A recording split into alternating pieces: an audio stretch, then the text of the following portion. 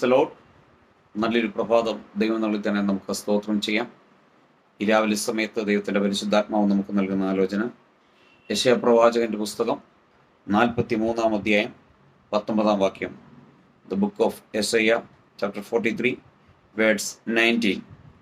ഇതാ ഞാൻ പുതിയതൊന്ന് ചെയ്യുന്നു, അതിപ്പോൾ ഉത്ഭവിക്കും, നിങ്ങളത് അറിയുന്നില്ലയോ?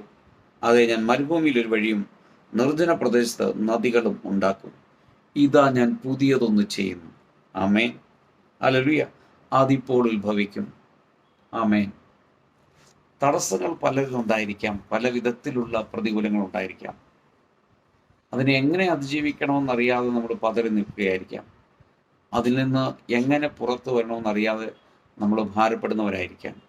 എന്നാൽ കർത്താവിൽ വിശ്വസിക്കുമ്പോൾ, കർത്താവിൻ്റെ സന്നിധിയിൽ ഏൽപ്പിച്ചു പറയുമ്പോൾ, ഏറ്റുപറയുമ്പോൾ, കർത്താവിനോട് അപേക്ഷിക്കുമ്പോൾ ഉപേക്ഷിക്കാത്ത കർത്താവ് ഈ രാവിലെ സമയത്ത് നമ്മൾക്ക് വചനത്തിലൂടെ നൽകുന്ന ദൂത് ആലോചന ഇതാണ്: ഇതാ ഞാൻ പുതിയതൊന്ന് ചെയ്യുന്നു, അതിപ്പോൾ ഉത്ഭവിക്കും, നിങ്ങളത് അറിയുന്നില്ലയോ? അതേ, ഞാൻ മരുഭൂമിയിൽ ഒരു വഴിയും നിർജ്ജന ദേശത്ത് നദികളും ഉണ്ടാക്കും.